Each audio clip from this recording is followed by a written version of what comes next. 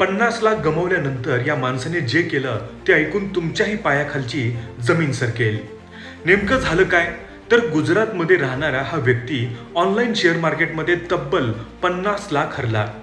आता ही गोष्ट घरच्यांना कशी सांगायची हेच त्याला समजेना.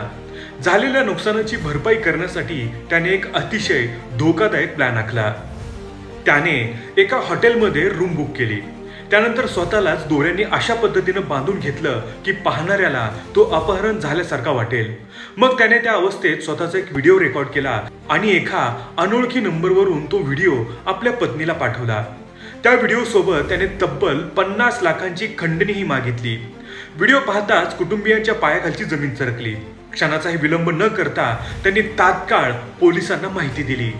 पण जेव्हा पोलिसांनी तपास सुरू केला तेव्हा खरं सत्य समोर आलं आणि सगळेच हादरून गेले. एक खोटं लपवण्यासाठी त्याने असा बनाव रचला ज्यामुळे तो आणखी मोठ्या संकटात अडकला.